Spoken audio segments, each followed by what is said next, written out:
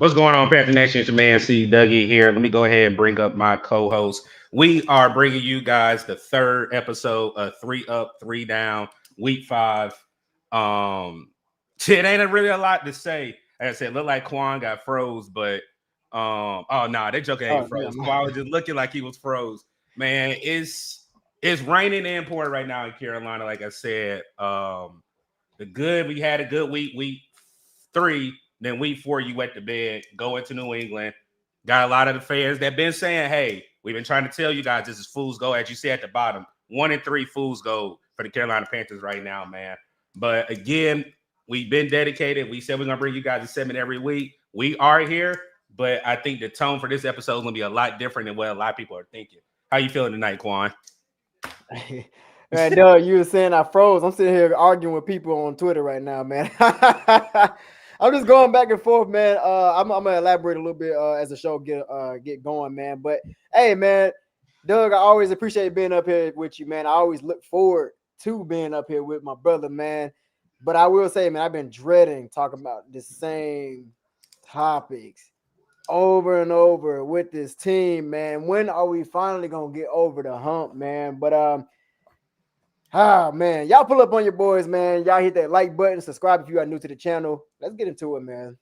Yeah, like I said, this is not a regular What's Up Doug live. This is a 3 Up, 3 Down. Like I said, I think Quan, I haven't said, but halfway through the season, we will be on his channel to flip it, since this is a segment brought to you by Uncle Quan and C. Dougie. But yeah, man, like I said, it's the same thing over and over. We were in the building. You know, how do you go from putting blood, sweat, and tears into a game that means more than a regular game, and then you just lay an egg going into Foxburg just on yesterday? So we had the pleasure of having another content creator on. Unfortunately, he has to come to this platform with this type of outcome. I mean, we've been talking, trying to, align schedules. He wanted to come on earlier, but I was like, hey, I got the perfect time.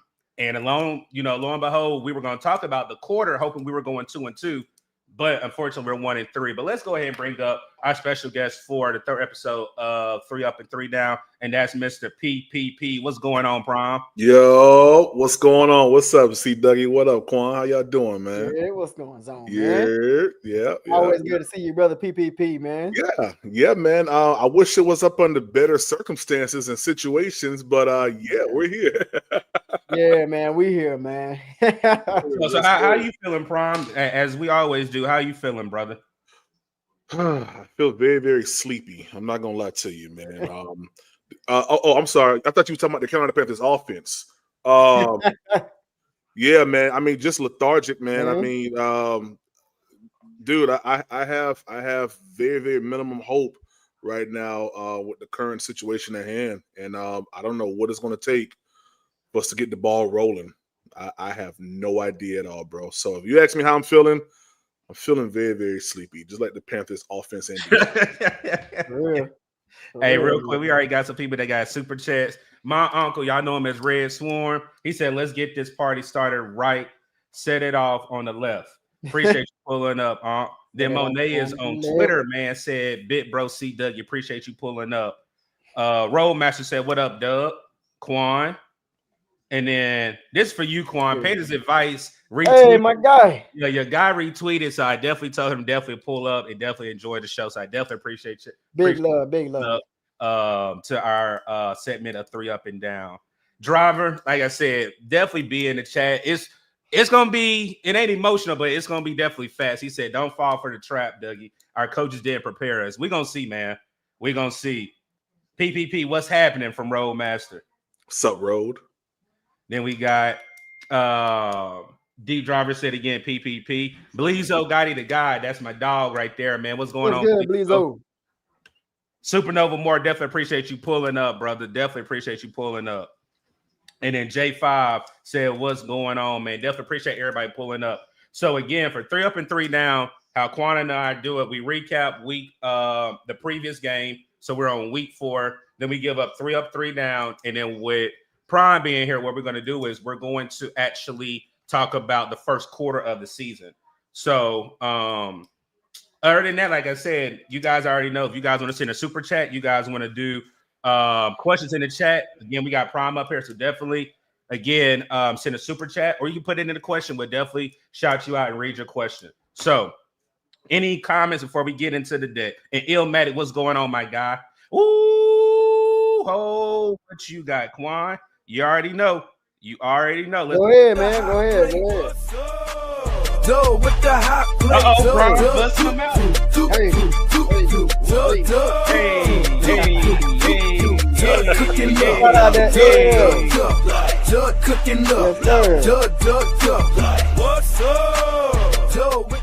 So if you are new over here, we have a theme song for our members that grab a membership. But Illmatic just gifted 10 memberships in the chat. If you got a membership from Illmatic, you definitely need a hashtag. Thank you to Illmatic for gifting those 10 memberships to the chat. So I definitely appreciate that, Ill, man. Go ahead and set in the tone for the live, man. I appreciate that, man. All right. So, what do you before we get into the day, does anybody got any other remarks before we go ahead and do a recap? No, I'm pretty good. Let's hit it, man. Let's go. Into it, man. All right, and then Mario, appreciate you. Said, "What's up, yo, Dougie? What's up, bro? Appreciate you. Definitely appreciate you. All right, let's get it.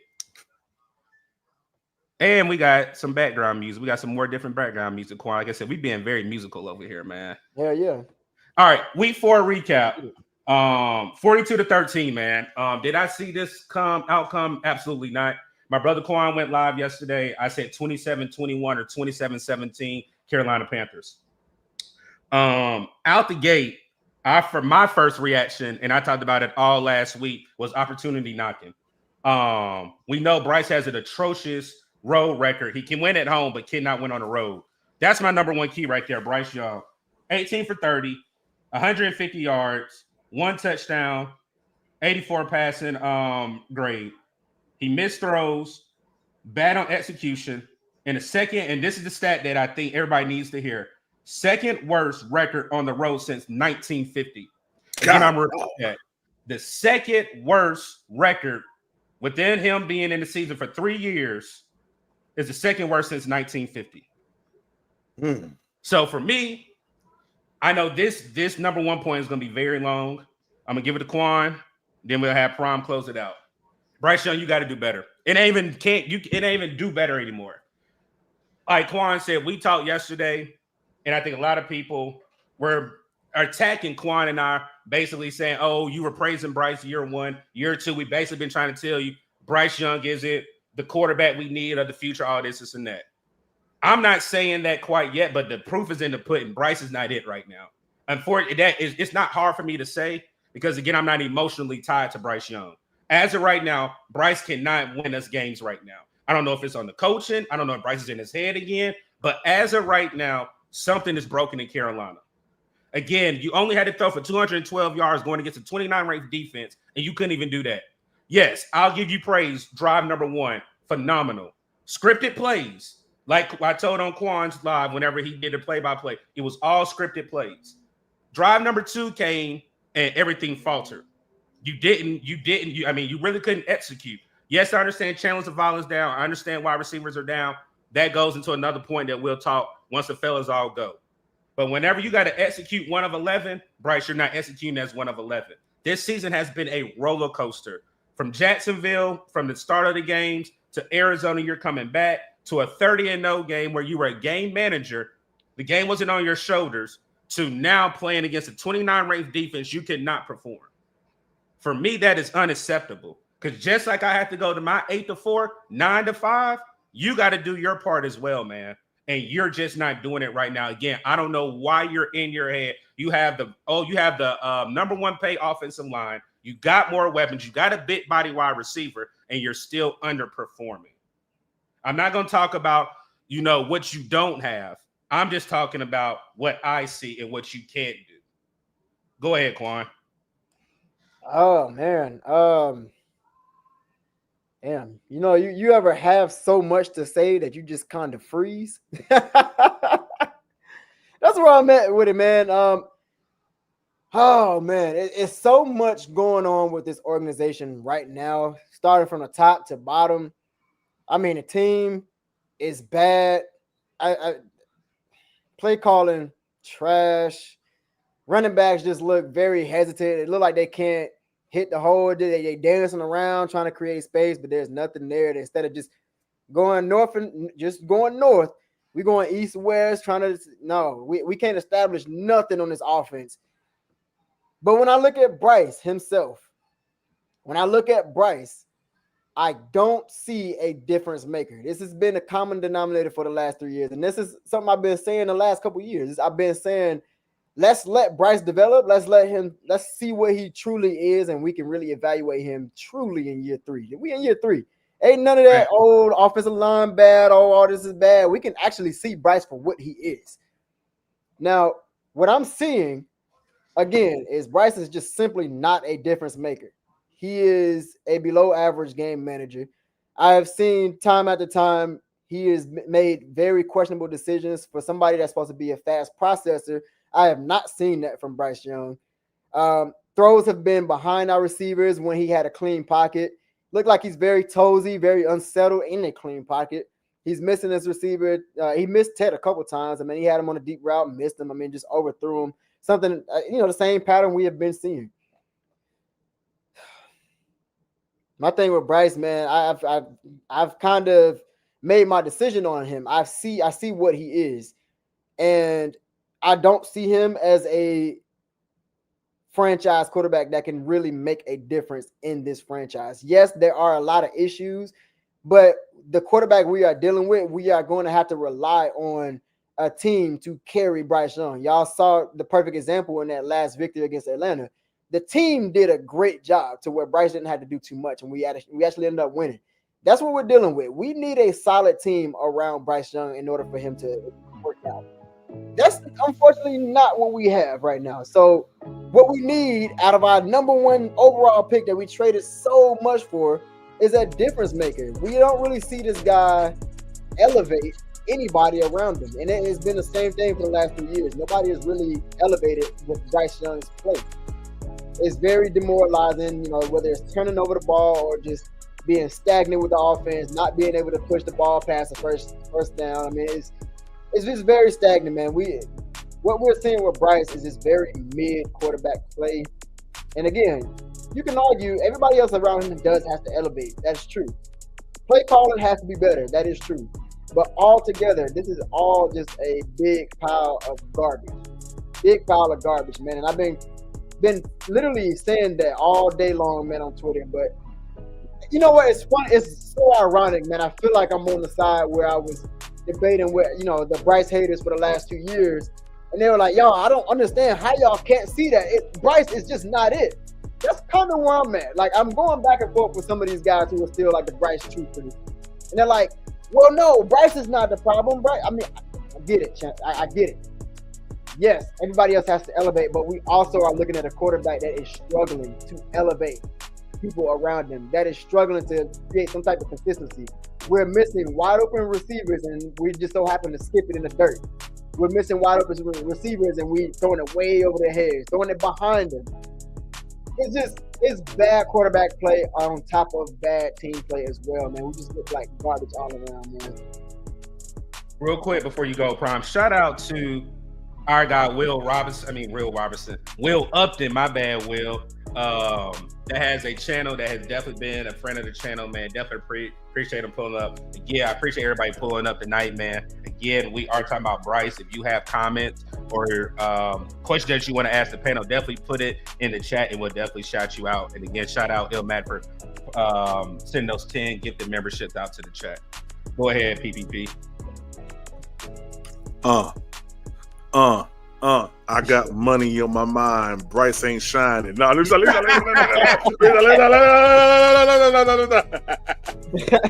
him dirty, PPP. Don't do him, man. Yeah. I'm about to let it go. I said, they ain't ready for that. Yeah, Man, listen, man. I'm gonna be honest with you, man. Where do I start at when it comes down to this team? I'll start here. I'll start with the obvious. When you look at the game from yesterday, the Panthers had 326 total yards of offense.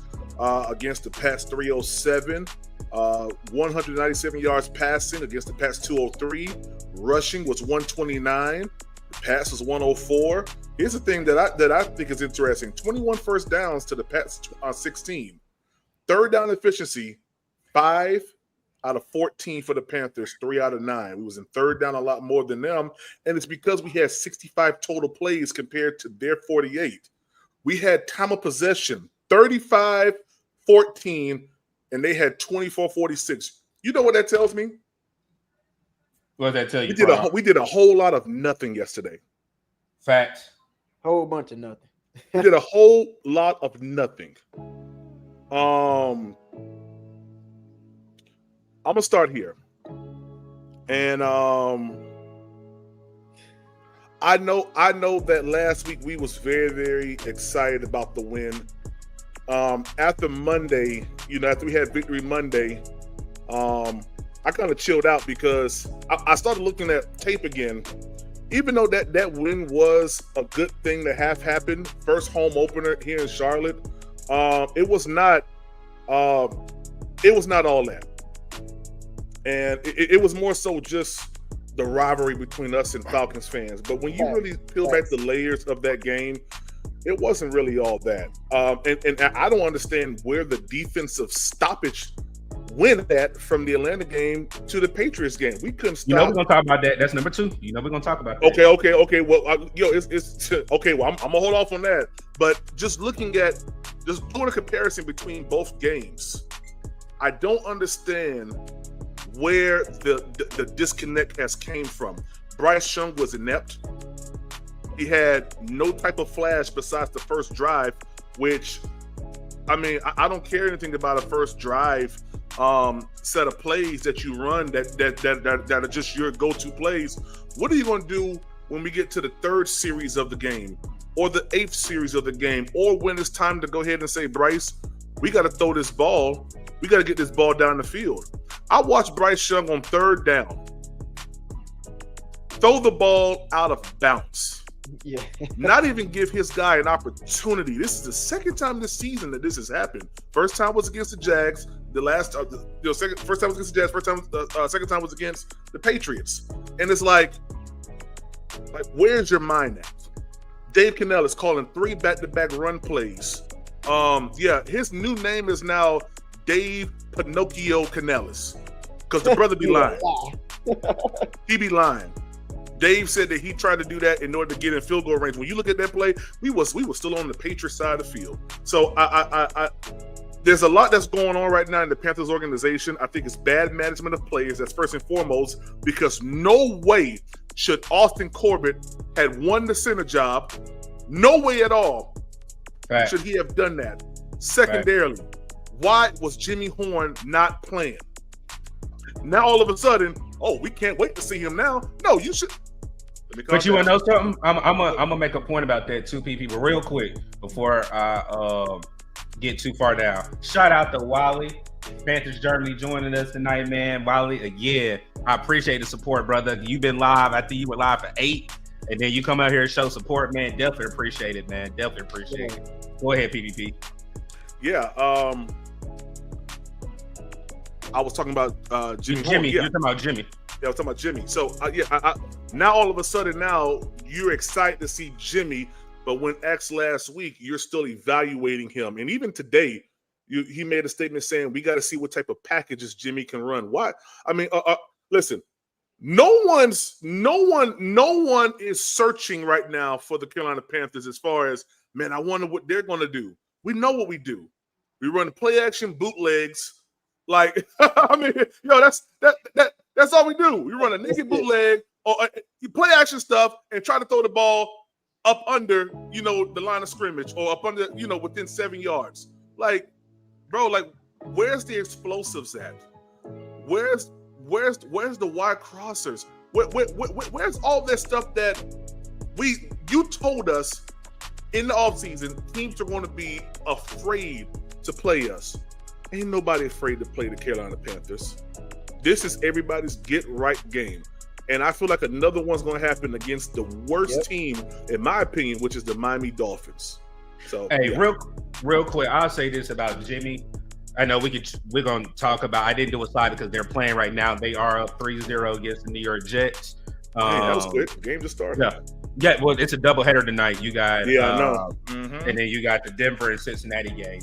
Yep. So, one thing that I'm gonna start highlighting questions now since everybody has went. It was one question up here. Hearts Bums, I definitely appreciate this question that you asked. He said, so Canales calls a trash play and nobody gets open. Is that Bryce's fault? For me, I think it's a broken record. We talked about it. Prime has talked about it on his channel. Quan and I talk almost every day. Not playing these players during the preseason set us a step back. Has nothing to do with we're in week 4 now of the season. But at what point are you going to take ownership that you had your offensive coordinator call plays in the preseason, and then, I'm finally taking calls over, but your quarterback did not play in that last preseason game. Even Panthers Advice wrote a comment earlier, something is broken in Carolina.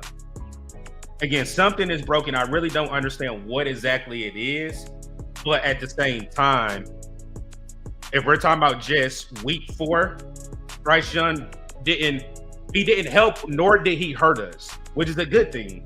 But at the same time, everybody's looking at what we gave up for you. You're not at least meeting us halfway to actually produce and be the quarterback that we need you to be. I seen Driver say something about the running game. Yes, that is true, Driver. But at the same time, play calling was protecting the quarterback from throwing interceptions, but also being down linemen is a big thing as well, too. Because now this is where Dan Morgan's going to be tested with the depth on his team. Because injuries happen all across the board. Have we been hammered more than other teams? Absolutely. But again, going down to your third guard, and then you said you didn't play Brady Christensen because you were scared that Kate Mays went down, that has me looking at you kind of sideways like, you're telling me you waited to play a player just in case if an injury happened. So, I mean, going back to the initial thought of what our first point of the reason why we lost is the road woes of Bryce Young. Again, the second worst record in NFL history. We're on another end of bad history with the NFL.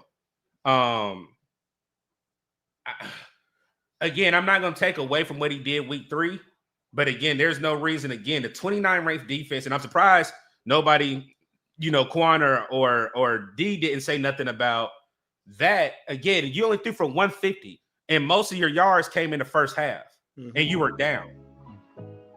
Then on one throw, it looked like you just gave up. I had to reevaluate that, but did again, like the air throws, throwing in double coverage. It's all 11. Well, I can't say all, but majority of, I say all, because Tet had a couple of drops too. All 11 didn't play their best ball on Sunday. That's just the God honest truth on the offensive side of the ball. We haven't talked about the defense, but the God honest truth on the offensive side of the ball, not all 11 played their best game yesterday. I understand PFF has a couple good grades for tight ends and everything, but for me, I think as a grade for the offense, everybody gets an F. And our quarterback, again, you that locker room, I don't like what I'm hearing after the game. Oh, Dan Canales is saying he's the reason, but then we have to have players. That locker room is divided right now.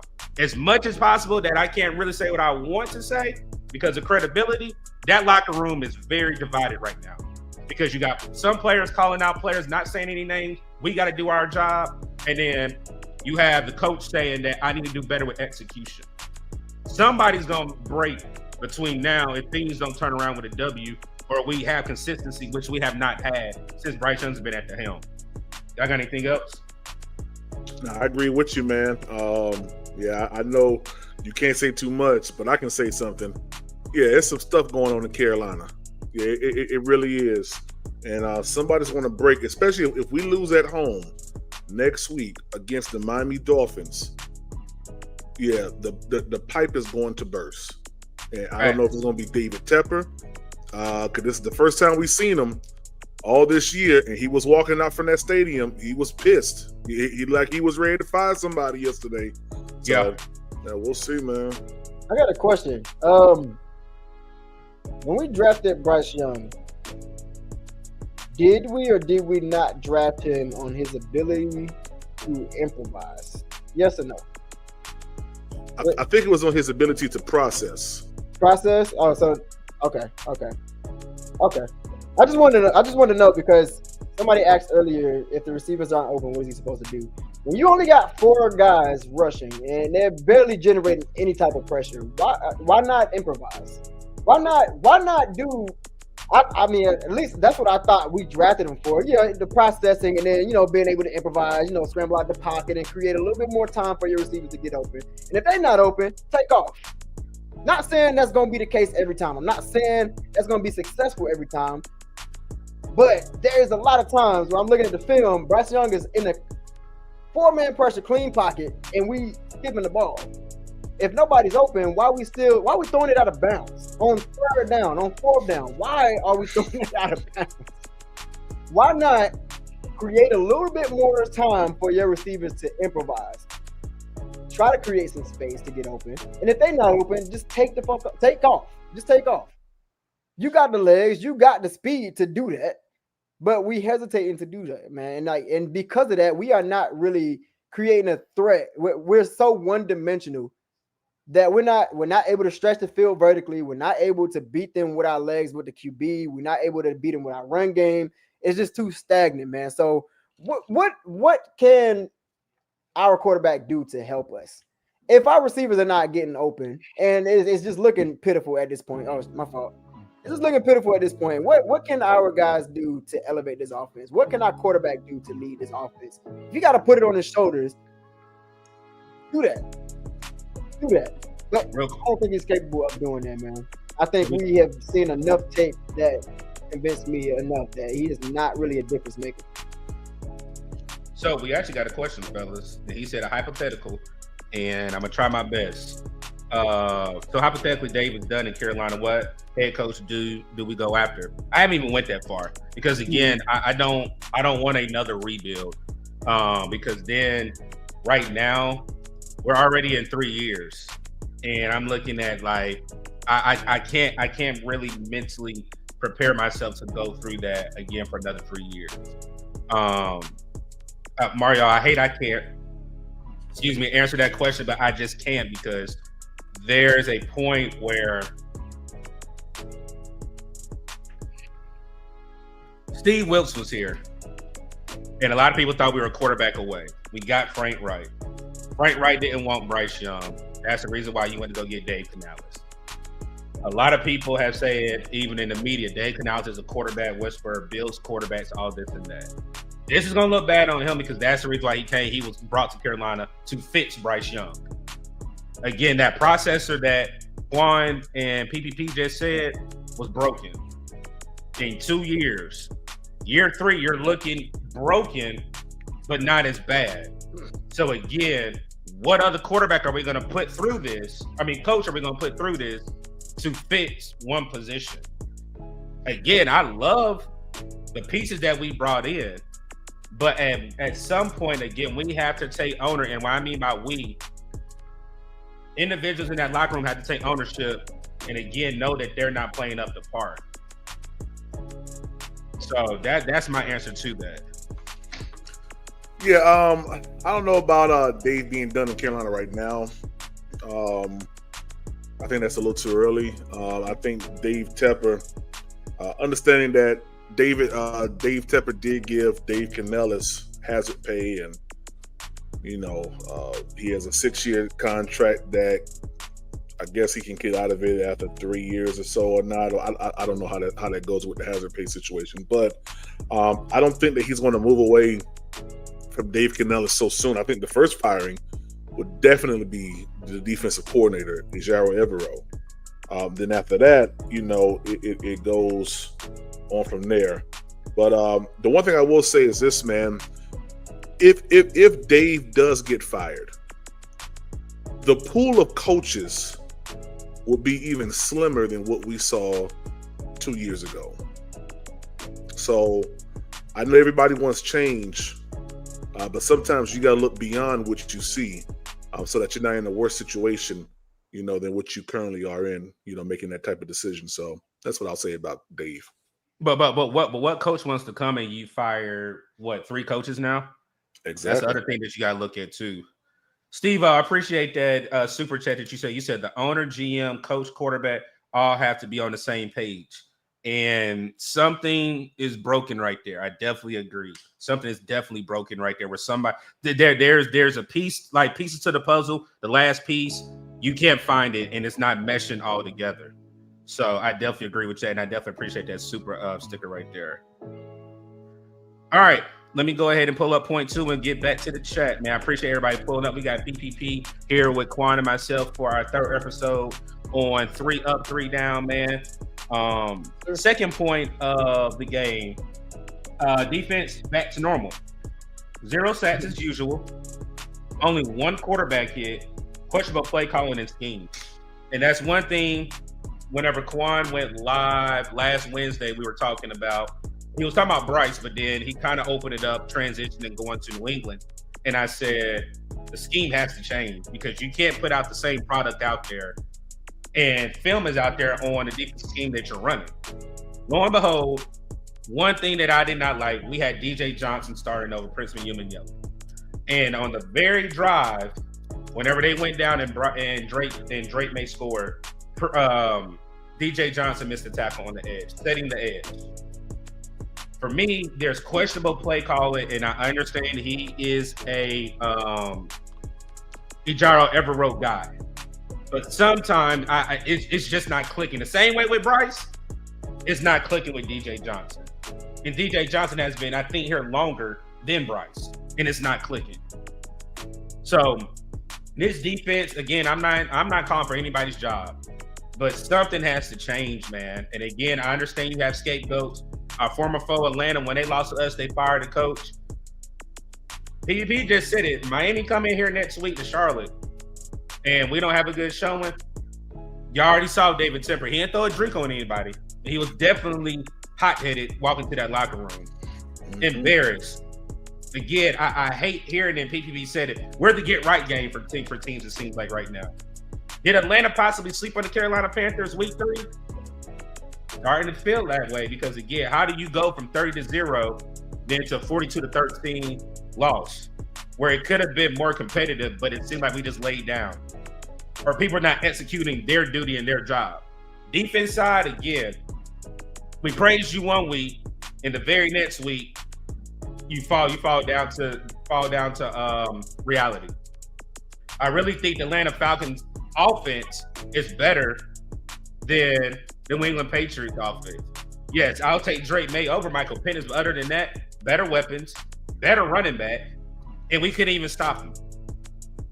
Everything that we said was going to happen. Hunter Henry had a game.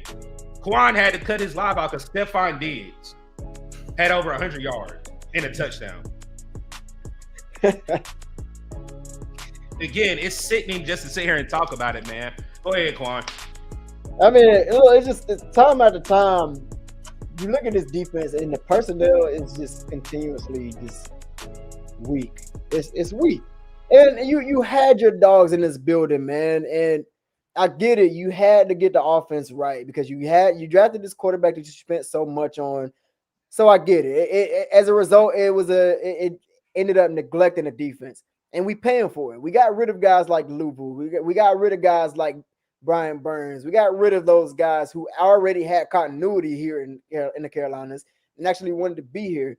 And over time, we keep seeing our good players go because we're trying to get more picks for younger guys, and we keep missing on them. DJ Johnson being one of them, man. I mean, I don't know, man. It's just time out of time, bro. The personnel is just not there. I'm tired of seeing quarterbacks drop back and just chill in the pocket. I mean, Drake May looked so unbothered when he dropped back. He didn't do nothing special, chat.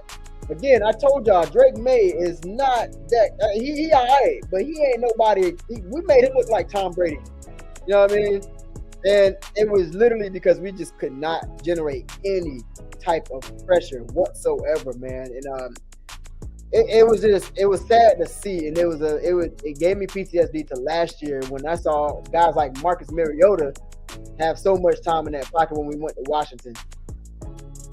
At some point, we got to start hitting on these players. Man. I don't know what it's going to take at this point. I don't know if it's the scheme. I don't know if it's personnel. I don't know if it's both. It's just not a good fit. I don't know. But it's just not it, man. It's not it. I don't know what got to change. And then, Steve, I appreciate that $5 super sticker. He said, the players aren't holding themselves each accountable. Scheme is horrible. Evero isn't a guy. Canales coach is scared. I mean, it showed. It literally showed, man. Again, 3rd and 10 or 3rd and 7, you took the ball out of your quarterback's hand, didn't trust them, and you sat there and ran the ball several times. On 3rd and 10 and 3rd and 15. That is ridiculous. Right. Why? I can't wrap my head around that. Like, I legit cannot wrap my head around that. Why do you go pass on 1st and 2nd, and then on 3rd and 10, you decide, you know what, let me run. And remind you, it's early in the game at this point. It is super early in this game. We kind of down. I believe we were down like 6-7, maybe it was 6-14. I don't remember. We were down. It's 3rd and 10. You go away from the pass. You didn't even bother to try to establish a run. You went away from the pass or from the run to try to establish a pass on 1st and 2nd. Then you go run on 3rd and 10. And then later in the game, you running on 3rd and 15 when we're down big at this point. I don't get it, man. It's just coaching, like Joey said in the chat, man. Shout out to Joey S.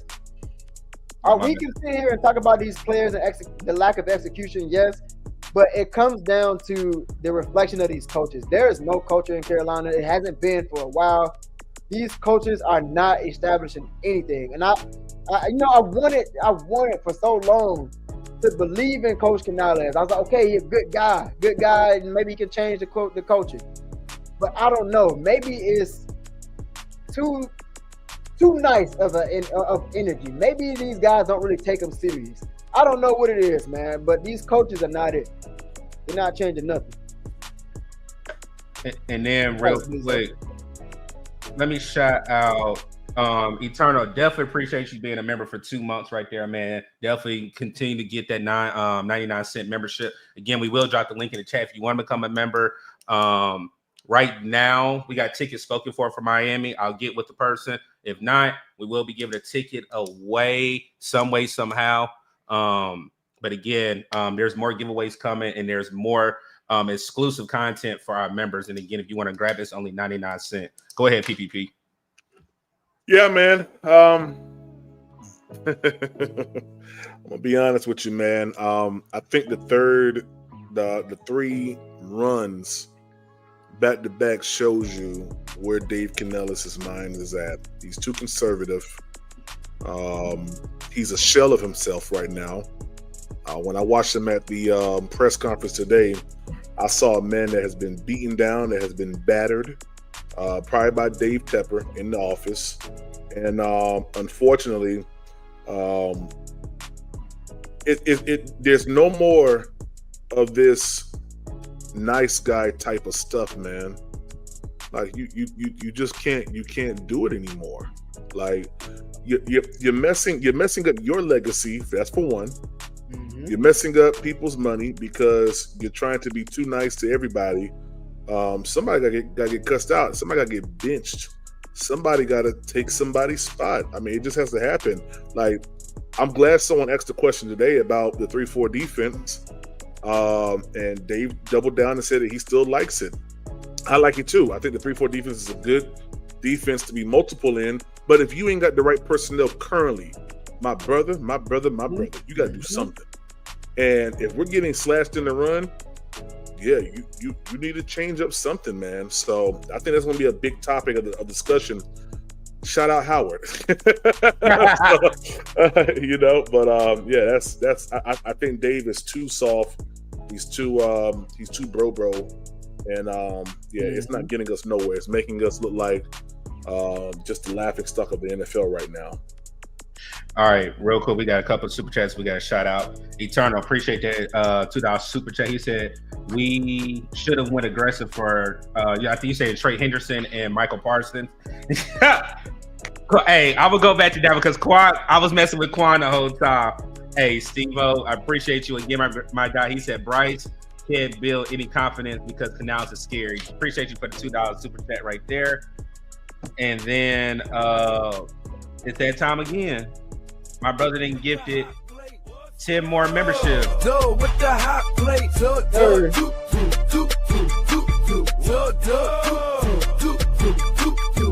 Cooking up. Cooking up. So we appreciate my co-host, my brother, like I said, giving those 10 memberships. Again, if you did get a membership, definitely hashtag Uncle Quan. Definitely tell him thank you in the chat, man. Quan will go back to that comment real quick because I know I was messing with Quan about it several times. Go ahead and talk about it because I'm like, nah, Quan. I'm like, we got youth. Real quick, I love our youth though. Princeman, Yellen, and Nick Scorton are going to be great. With the opportunity that they have shown, Quan, they're going to be a great young duo in the Carolinas. But I understand why you wanted Trey Henderson and Michael Parsons. Go ahead.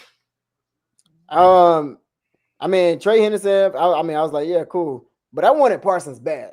I was like, look, I don't care what it takes. And hell, y'all call me all kind of names. I don't care. I don't care at this point. I don't care because we're still losing, regardless with him or without him.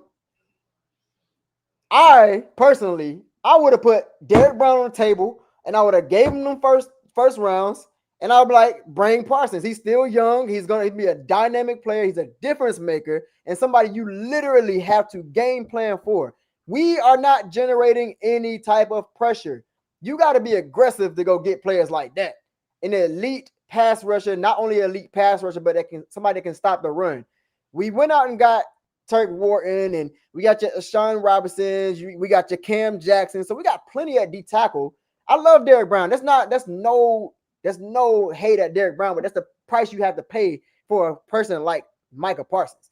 And that's cool. Y'all can disagree with me. I mean, it is what it is. It's just hypothetical at this point. It's already up and done with. But right now, we don't have anything on that front that is a threat to anybody right now. As y'all see, we still getting ran through. Quarterback still dropping back. Like my man Bleezo said in the chat, he just sitting there on the grill, patiently flipping meat. Pause, by the way. Pause. I don't know.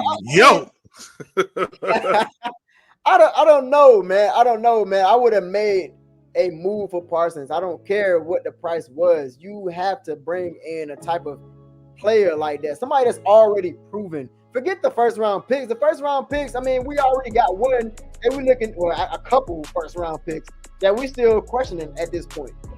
You got somebody that's already proven in Michael Parsons. Literally one of the top threats as far as generating pressure, stopping the run, creating pressure on the quarterback. He was literally the reason the Packers did not win that game last night. Off a hustle play, man. You need that type of difference maker on this defense. We don't have a difference maker on this team. I love J.C. Horn. I love Derek Brown. But we need somebody else around them to elevate to. We don't really have it, man. I mean, our linebackers are weak. It's been weak. We've been talking about how weak it's been, and there's nothing that's changed. So I would have went and got Parsons, man. I agree with your comment, man. Appreciate that super chat. Hey, real quick, shout out to the armchair GM. We need CJ in the building, going down to Charlotte. Since he want to be the armchair GM, time to put his butt up in the office. Definitely need to be making some moves. Definitely appreciate you pulling up, man.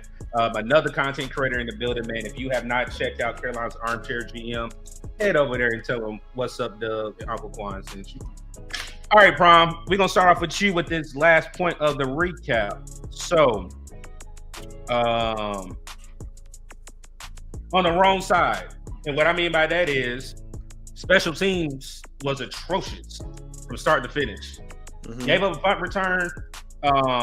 Really, we need to talk about the 0 for 2. I think Ryan Fitzgerald had a humbling piece of pie on Sunday. Missed both field goals and a PAT. one punt return, and great field position for the majority of the game for the New England Patriots. So that is the three points for the whole game. Offense was terrible. Defensive scheme was terrible. And special teams was terrible. All three phases of the game, we were outplayed, outcoached, outschemed. Basically, nothing really to be talked about. Go ahead, Prom. Yeah, man. When you talk about team football, you talk about all three phases and how those three phases come together to make a complete game. Yesterday was an utter disaster. There was no continuity between anybody.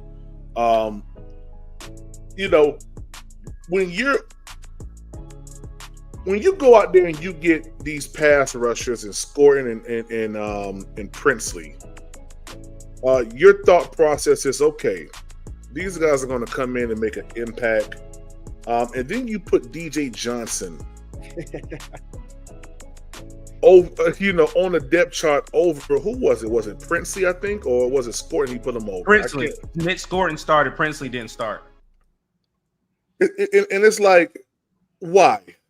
What has DJ Johnson done ever since he's been here besides take up space and been injured? I'm not trying to be disrespectful, but he ain't done nothing.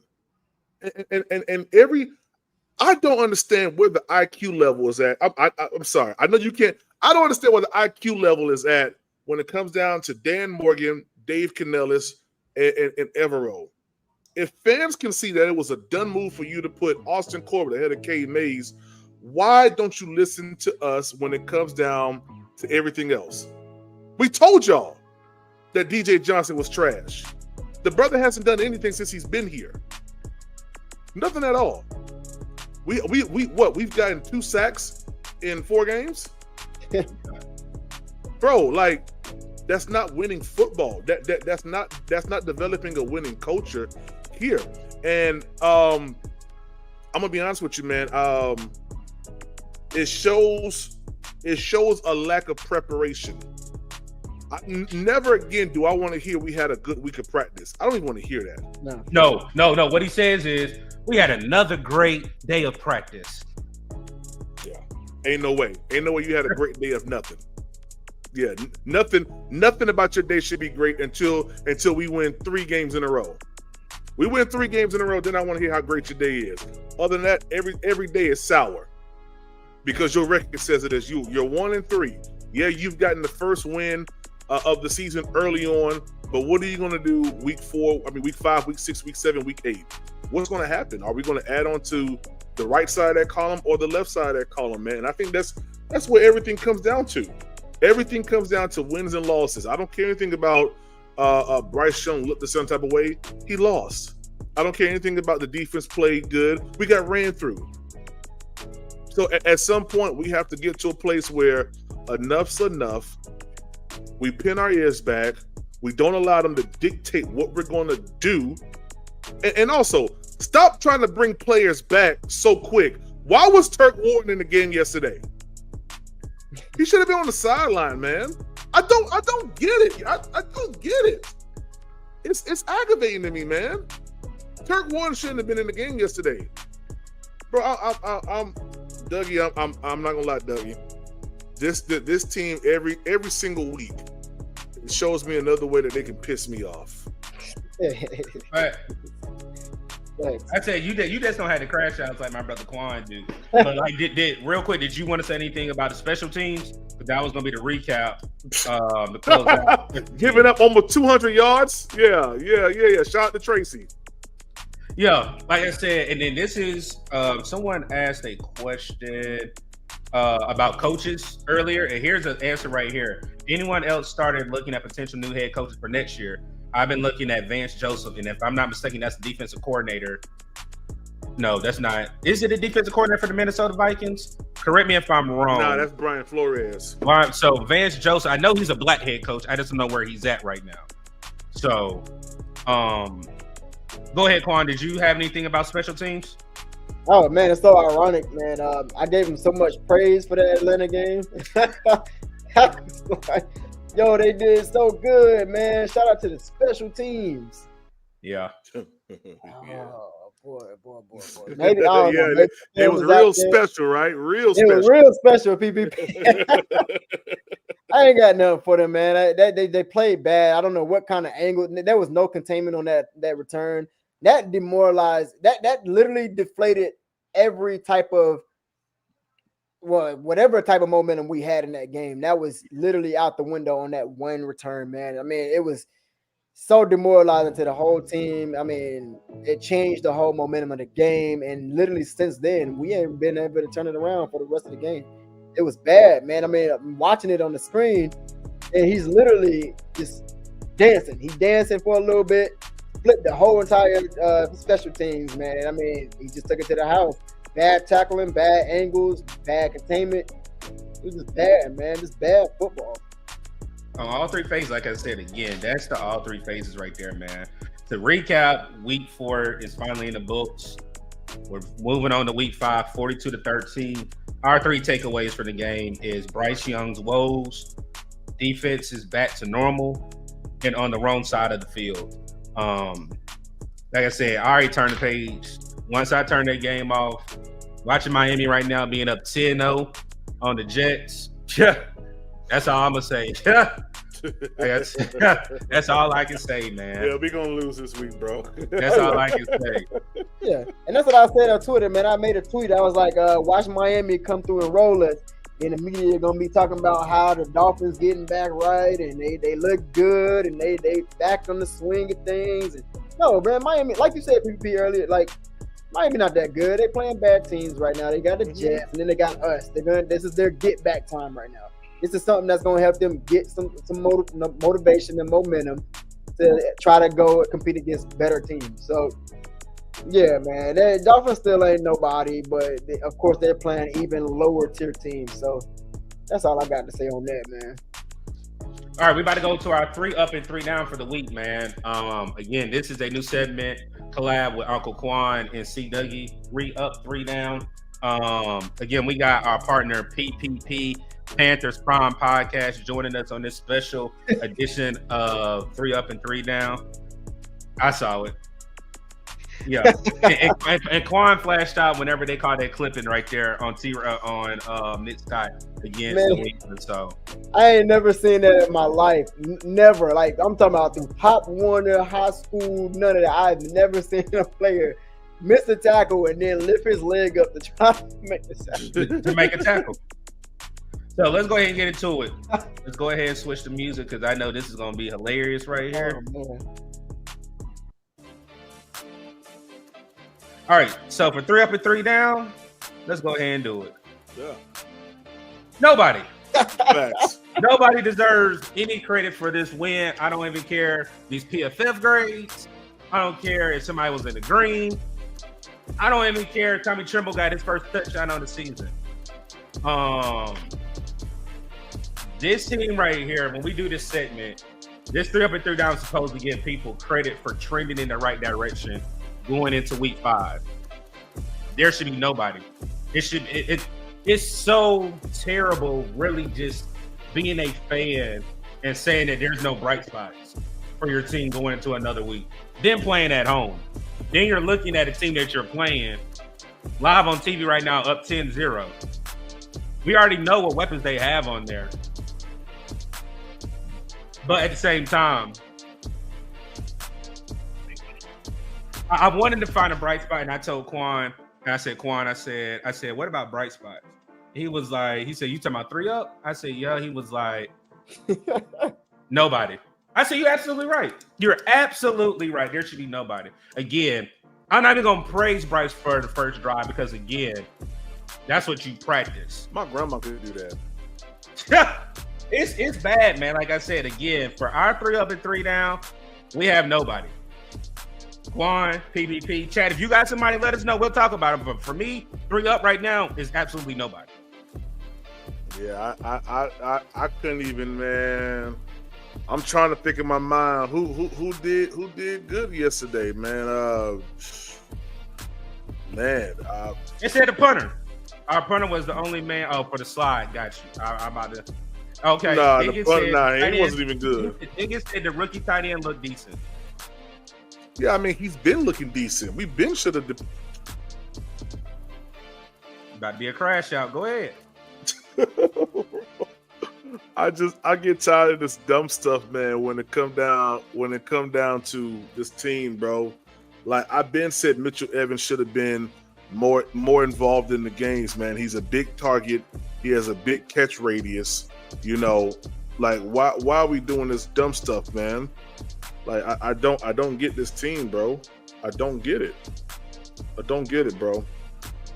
I don't get it neither. PPP, like you said, man. Mitchell Evans, and shout out to chat, man. Mitchell Evans, we do got to give him his credit, man.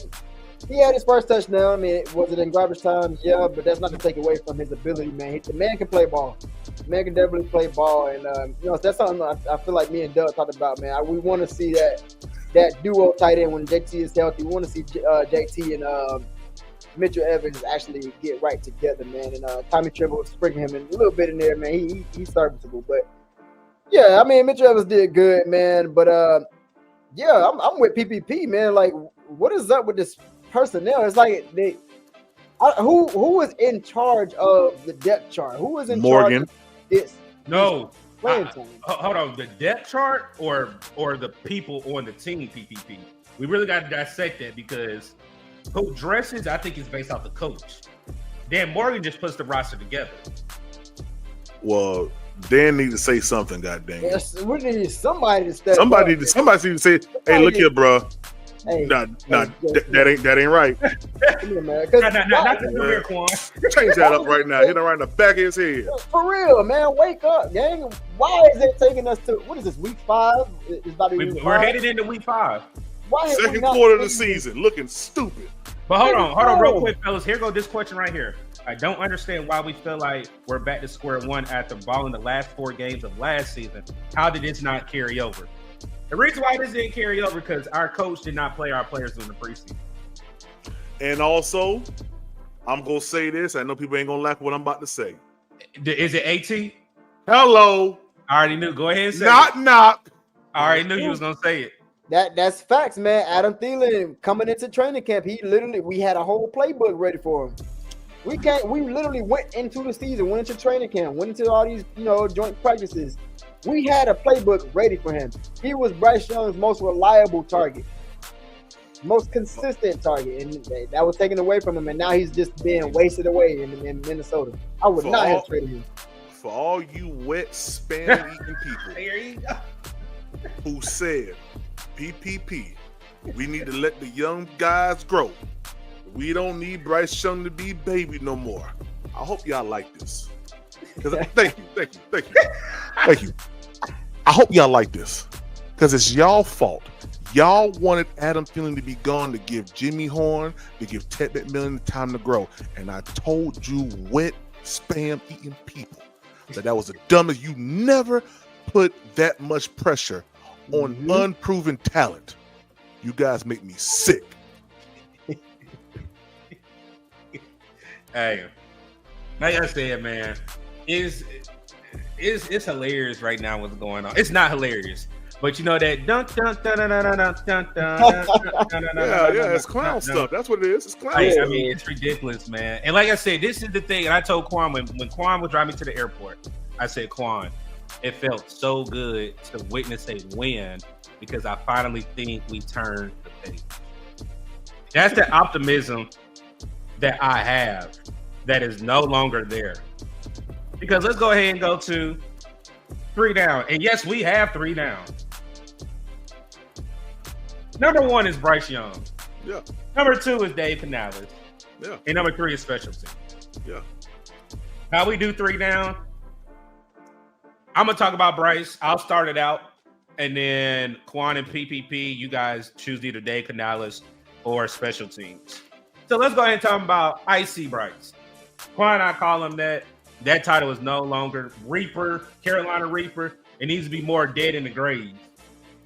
But for me, Bryce Young is like, you got to do something, brother. Again, I got a jersey in the room. I'm not going to burn it. Because again, right now what you show in 4 weeks, this ain't it. You come out and do 300 yards, which I know is not going to happen. But let's just say, I'll give you this. Let's say you throw 225 yards, 2 touchdowns next week. Okay. Let me clear this Good out. job. Yeah, so we're gonna put a check. We're gonna put a check mark. Then when the Dallas Cowboys come, you only throw for 130, no touchdowns. The consistency has to be somewhere, man. That's one thing that we've been preaching for this team is we have no consistency on the offense side of the ball, nor the defense. We're talking about you right now, Bryce. But again, the question was just presented. Why can't we pick up from where you left off for the last 4 games last year? Again, I don't even like when people say, oh, Bryce Young has to play from behind.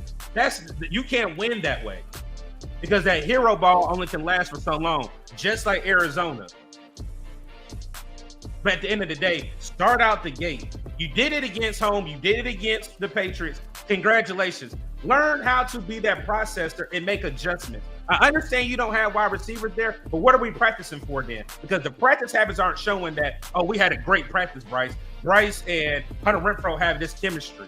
Tech and Bryce have this chemistry. And the question was asked today, I know they didn't have public pressure, but the question was asked at T-Mac, is that chemistry between you and Bryce gone already in 1 week? And T-Mac was like, no, it's not. I still believe in Bryce. I still think he does. But again, if you're going to force feed somebody, just like Chuba and Tommy Tremble get on them jug machines, y'all need to be doing practice reps, with everybody else going back to the locker room if you're going to force feed him and throw in double coverage. At the end of the day, Bryce, you are the number 1 3 up and 3 down for week 5. Or week 4, I apologize. Fellas? I mean, yeah, you said it best, Doug. I mean, again, like I pointed out earlier, it's very lethargic play. I mean, again, this is not taken away from the fact that our play calling is not helping anything. There you go, right there. There it is right there. He said, I don't know, Bryce looks like he's playing with the plays that he started last season with, rather than plays that play to the strength at the end of the season.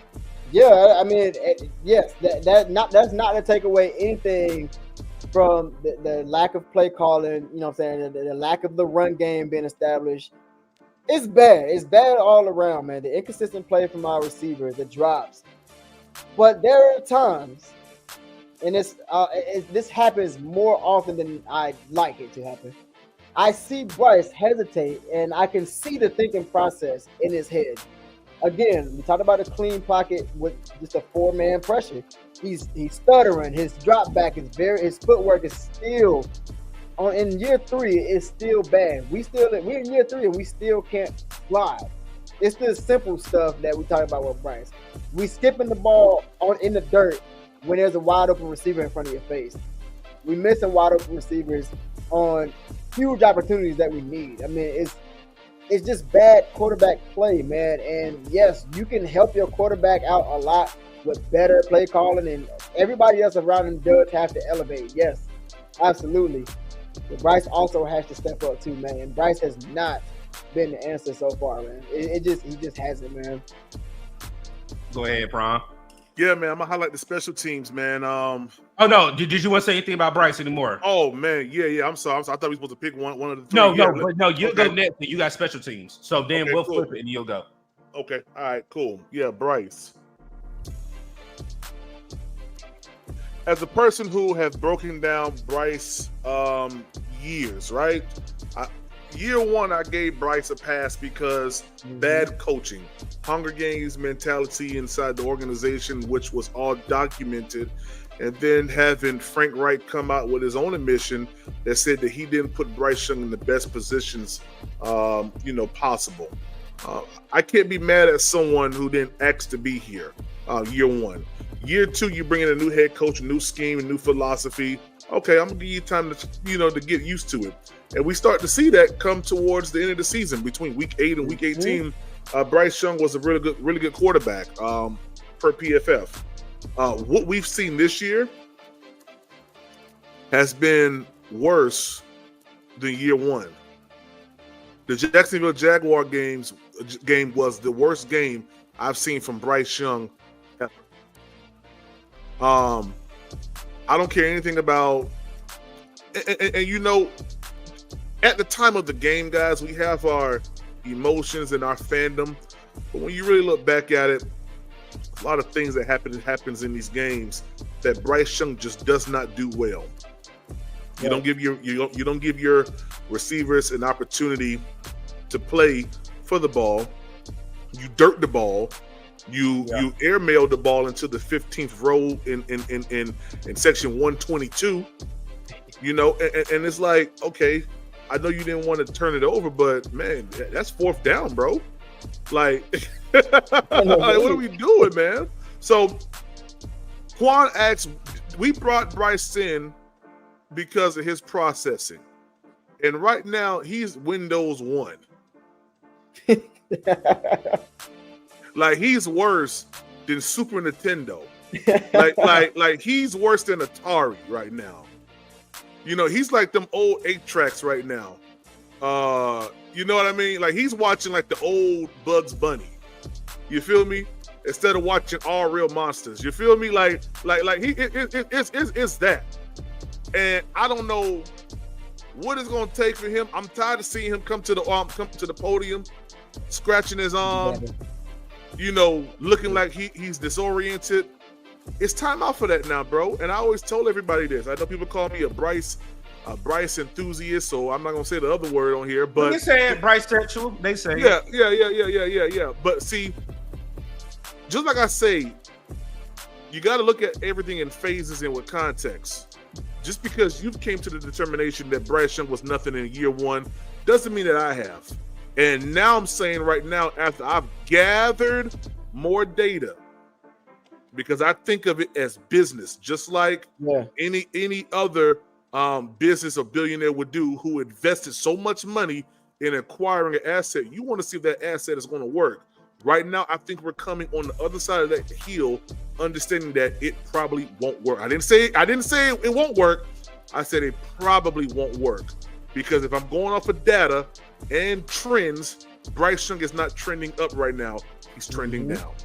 And that's a great point, PPP. That's a great point. That's really what I've been saying too, man. I've been able to evaluate him up to this point, and it's been a lot of film. Like you said, PPP, the first year was really more so like, okay, we see a bad situation going on. We can't really evaluate the quarterback with all this stuff, with this mess going on. Let's see him develop. Year 2, he started to really come into his own. He started out terrible. Then he started to really develop, and you started to see what Bryce had the potential to do. So, okay, now he's balling. He's comfortable now. He get it. And now we're taking 10 steps backwards at the beginning of this year. And I mean, now at this point, you got everything was invested into the offense. All this money was spent into this offense to the point where our defense was completely neglected. We have the O-line. Yes, there are injuries. We have the receivers. Yes, there are injuries. But we still have top receivers, or at least so we deem them, as top receivers on our roster right now. And our 2,000-yard running backs are still healthy. There's nothing being established right now, man. And I mean, and we are seeing Bryce Young. I'm looking at solely his play too. Of course, everybody's bad. I can't emphasize that enough. Everybody is bad, but I'm looking at Bryce Young, and I just don't see him being able to elevate this team. I don't see him being a difference maker as a franchise quarterback. I'm seeing this is really nothing different to me than a PJ Walker. You know what I mean? You bring in PJ Walker, he's going to have a couple good games. He's going to have a couple bad games. And I mean, that's the same thing what I'm saying with Bryce. It's not really anything consistent. It's not really anything you got a game plan for. It's not really a threat. You can't really stretch the field vertically, consistently at least. I believe the man can play ball. We've seen it with our own eyes. He can play ball, but he has not been consistent. And if you're not a consistent quarterback, you what good are you in this league? And you remember the 3 words that I said was consistency, game decisions, or decision making, and it was another one. I can't think of the third one. I gotta go to my notes. But those are that was 2 for sure. Consistency, game decisions, or game management, and processing. I think it may have been processing. But now he's not doing that, man. All right, PvP, it's on you to go ahead and kick us off with special teams. Yeah, hot garbage. When you give up that many yards on punt and kick returns, there's a problem. I think it was somewhere north of 150, 180 yards of punt return yards off those two plays. Not mentioning the other ones where they kind of got them on the 30 or the 40. Talking about those two explosives. Man, that's not something that you should ever do or should ever allow. Horrible tackling. I mean, you got the guy. I don't like. Are we allergic to tackling? Oh yeah, absolutely. Like, are we scared to tackle? I mean, they sat there and they said, "Yeah, we had a whole tackling circuit." The other day with the defense. Well, shoot, don't the people on the defense play on special teams? Fact. Some of them do. So I'm like, bro, like what, like what's really going on, man? Special teams was utterly disastrous. Shout out to Ryan Fitzpatrick. I actually had him playing quarterback for me on Madden because I was beating somebody to a bloody post. He actually threw a touchdown. And I thought that was going to translate over to the game. But I mean, he wasn't good at all. He missed 2, didn't he?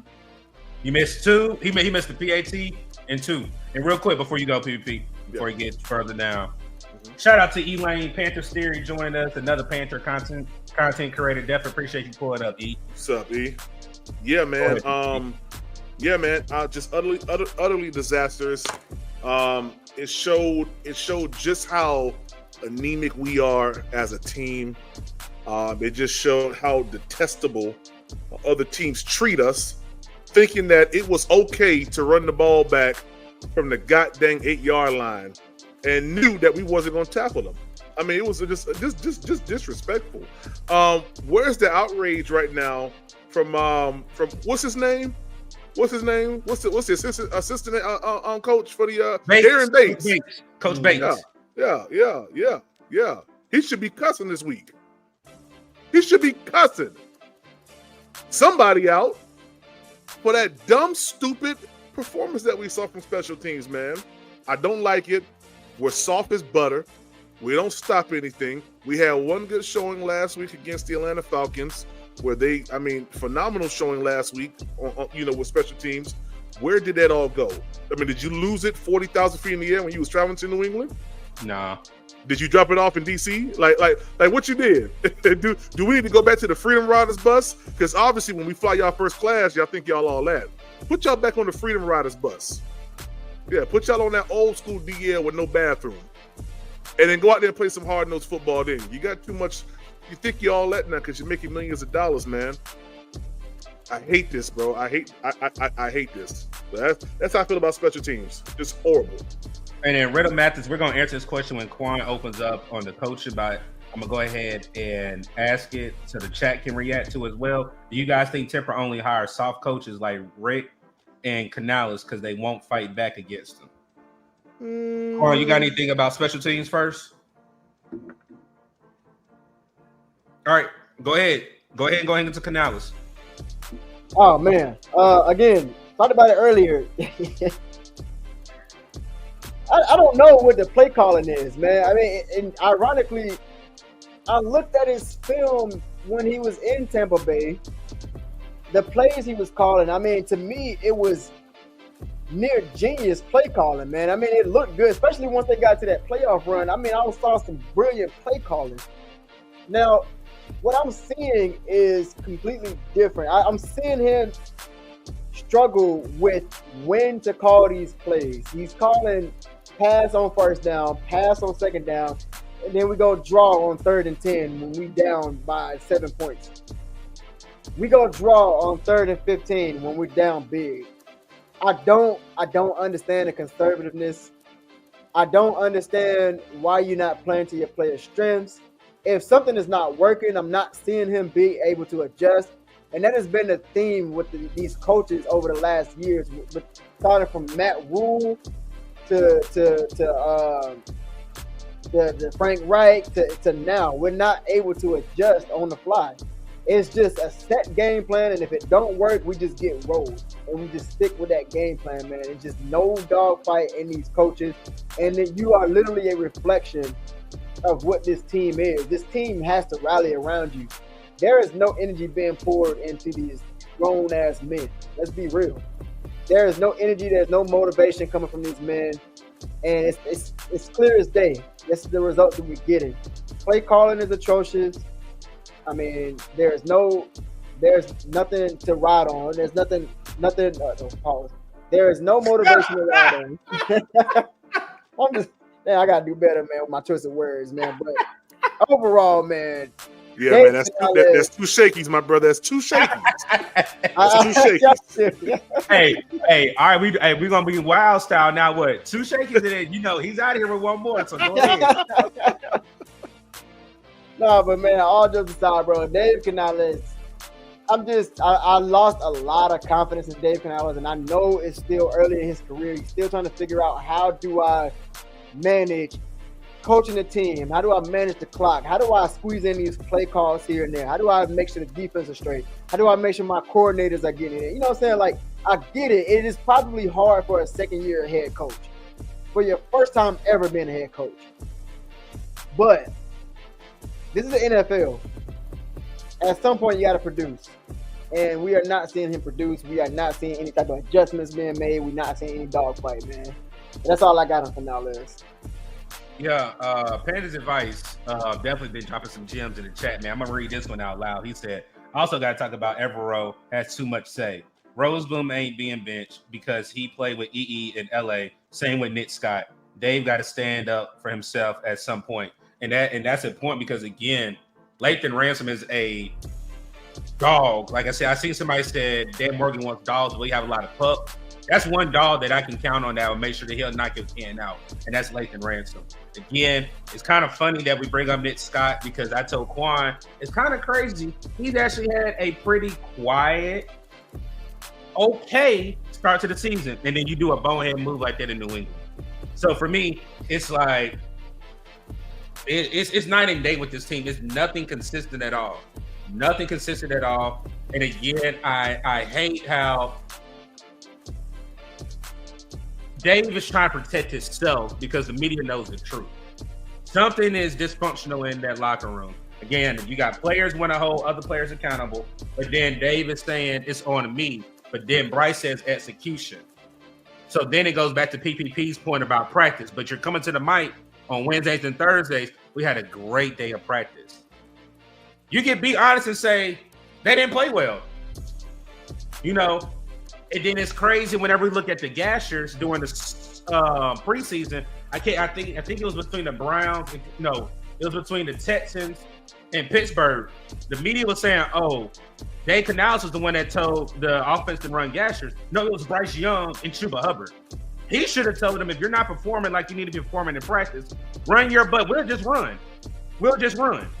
But he didn't do that. Again, they want this to be a players-led team, but we don't have the players to do that on this roster right now. We need a coach. We need a dog of a coach. And is Dave Canales that coach? I don't know. Right now, it doesn't show that because, again, there's dysfunction between you and your quarterback. Yes, you, Dave, and Brent Tillis are on the same page, but there's a dysfunctional downstairs in that locker room.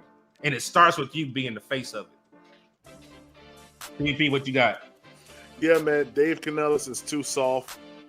Choir boy soft. You could tell in the press conference today that he was rattled. He was shaken. He was out of character, out of himself, a shell of himself. Yeah, man, I think that a good conversation with David Tepper is needed to get him going and to establish some boundaries right now. No longer do you have that free reign to feel like you're safe. Every week your job need to be on the line. Let me be honest with you. At least he needs to make it feel like that. Do I think they're going to fire him? No, I don't. But he needs to feel he needs to feel that old Tepper. Pause. Pressure. I caught it. Yeah. I mean, it needs to happen, man. And And if it doesn't, I believe that we're going to continue down the same slippery slope of there's been good practices, but there's no outcome. What are you measuring your practices against? Like, to see how many people run the best 9 route, or who can do a good dig route, the best person that can run a corner route. Like what are we basing it on? Like, why are we not executing like new plays? A jet sweep is not a new play to start. Shout to Demo, you know. Hope he heals up soon, but bro, that's not nothing like out the order. Like, bro, that's a jet sweep. Like, I'm watching teams like the not the Jets, the Bills run some like exotic stuff, bro. Like, we over here looking stupid, man. We over here looking stupid, man. Just same basic I formation run up the A gap. Just stupid, no man. diversity, man. None. Hey, Panthers advice is another good one right here. If I'm not mistaken, Trevin did decent. Had to go back and look at zones. But what happened to the players popping each other in practice and talking ish? They done got solved. You had Excel throwing hands, man. Look, I have no clue what's been going on, man. I have no clue what's going on in practice. And again, I told Quan when we were out there waiting for the flag, I said, Quan, like, there's nothing that we can even go out there and put something just to get a glimpse. I understand another, platform put a drone. They ain't gonna allow that to happen no more. But there's nowhere that you can just get a glimpse of practice. But I have some people I can ask, and I really want to know behind the scenes how's this week going in practice, because again, they were talking about they were real physical whenever practice started. It should be like that every day. Every single day. You practice like you play. But it's not happening. Because again, what we're seeing in practice, what we're not seeing in practice, is on the field. So. Yeah, that's a fact. All right, go ahead and take a quick break, folks. We're going to go ahead and shout out our sponsors, and then we'll go to our first quarter recap. So our first sponsor here at What's Up, Doug, is SeatGeek. For our first-time users, use the code What's Up, Doug. You'll get $20 off your first ticket purchase for any sporting event, recreational event, or concert.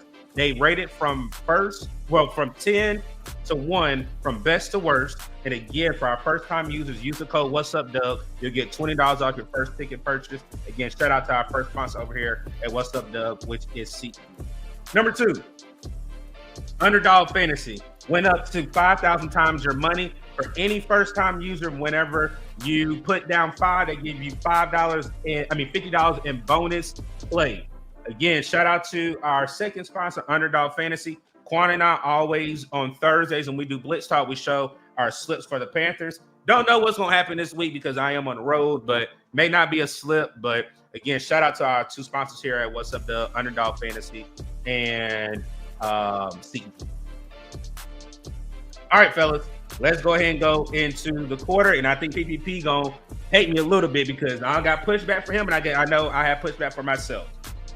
All right, first four, week 1, 26-10 Jacksonville, week 2, 27-22 Arizona, 30-0 Carolina, and 42-13 New England. When I look at this graphic right here, this shows me that it's very up and down, no consistency from start to finish. A one-hit blunder if you had to throw a dart in the dark, and that's that third game of the season, winning 30-0 at home. Everything else had to come back. You failed against Jacksonville. You almost came back against Arizona, and you just wet the bed against New England. This is the part where I told PPP I was going to do it, so he's not getting blinded by this. PPP said 13-4. That's the optimism that we have as fans. I said 10-7 as the high, but it's more looking like worse than 7-10 right now. Again, you already have 3 losses, and it doesn't look any better. You look at some of the opponents that you have. Tampa Bay went toe-to-toe with the Philadelphia Eagles. Buffalo Bills coming. Dallas Cowboys have the number one offense. Yes, their defense is atrocious. But that's the reason why they put up so many points. Mm. Then you got the Miami Dolphins right now, up 10-0. We know what offensive firepower they have. Then you got a team coming in December, the Seattle Seahawks. This is what happens when you have fans that we allow our fandom in it, but we're also trying to be realistic. I hate PPP went out there and said 13-4, but he gonna stand on it because that's PPP. But that's not right for him being on Panthers Prime podcast. He has to stand on that because y'all can't do your job every Sunday. Then I can't forget that Monday night game, which I don't even want to see as well, going against the San Francisco 49ers. So again, for me, this 1-3 start is not what I expected.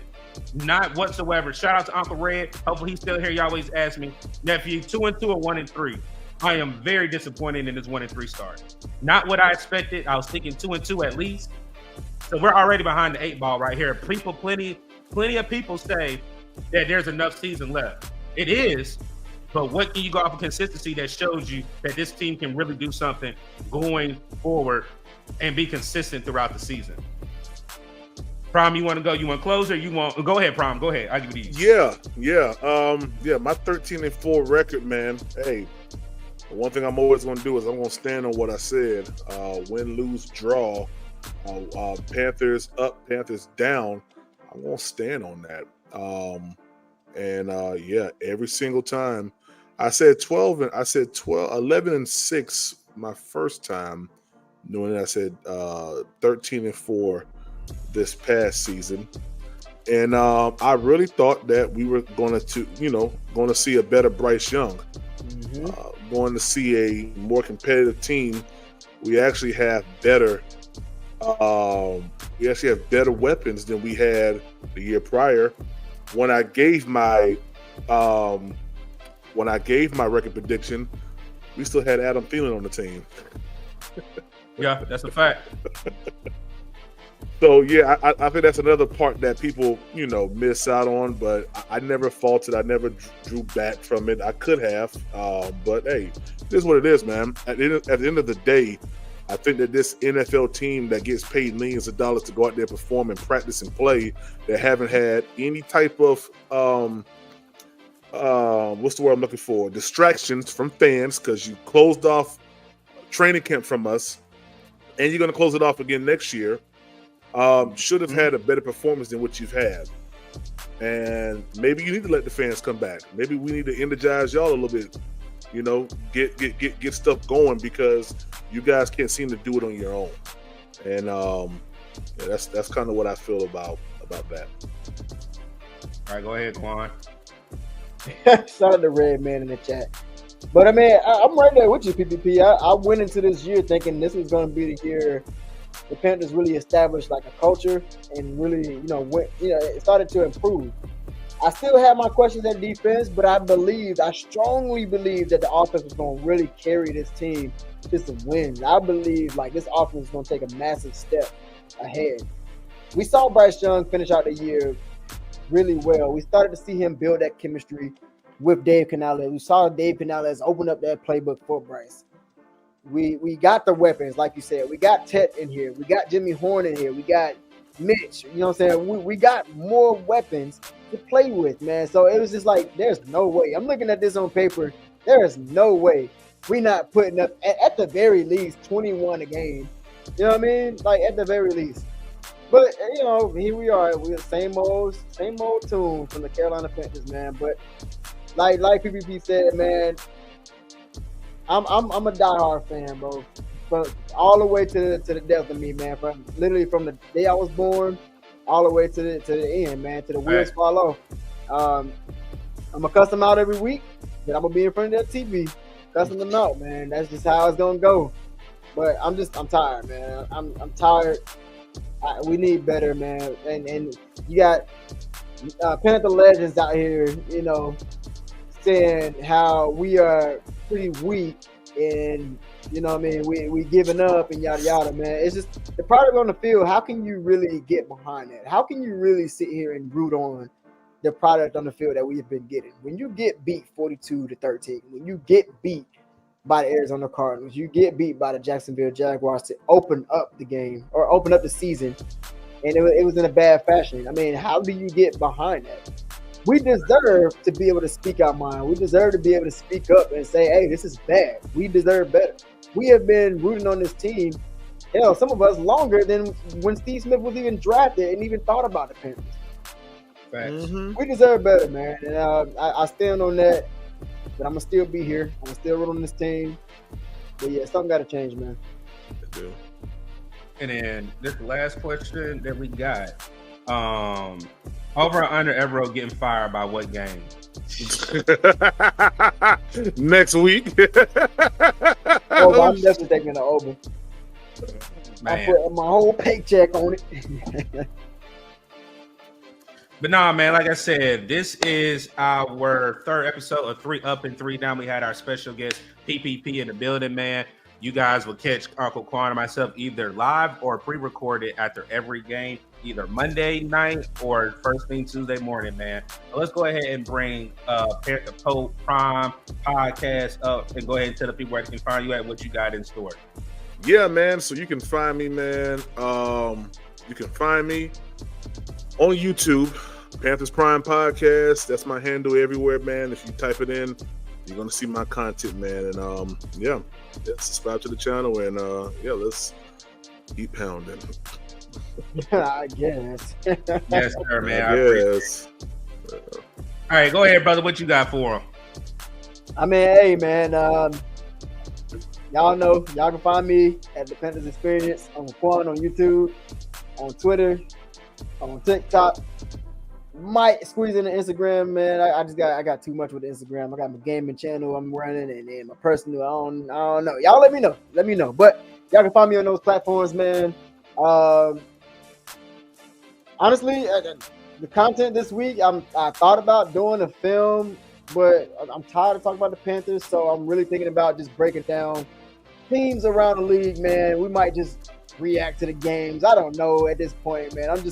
We need a break from Panthers at this point, man. So I'll keep y'all posted on Wednesday, man. Y'all look forward to it. I usually try to go live every Wednesday night, but we might not be talking just about the Panthers, man. So y'all stay tuned. But make sure y'all copy all the membership over here at What's Up, Doug, man. We're trying to do it big over here, and we appreciate y'all support, man. Y'all just pulling up to the chat, sharing y'all thoughts, man. This is really like the biggest coping mechanism to a losing team, man. We all share something in common with this team. We all fans. And y'all make this content stuff fun, man. Y'all make it worthwhile, man. So we appreciate all the love and support that y'all been showing. Make sure y'all subscribe if y'all are new to the channel. Make sure y'all show all these content creators some love. And hey, man, I guess let's keep pounding, man. Let's keep holding on, bro. And yes, sir, like my brother, my co-host said, like, comment, share, subscribe to the channel, man. Again, this is just one segment of What's Up, Dub. We will have pre-recorded videos going throughout the season. We also got a couple content creators that have confirmed and locked in for further in the season. So definitely have your notification bell turned on. Definitely make sure you're subscribed to the channel. Like Quan said, we're not going to let the cat out the bag, but we got something else special if you get that membership, and we are going to give it on to our members, man. But again, this is episode 3 of 3 Up, 3 Down. When it comes to the road rolls continue. Is the season already over? So it's your host and co-host, Uncle Quan, for 3 Up, 3 Down. We'll see you guys until next time. Keep pounding, stay safe, stay prayed up. Peace.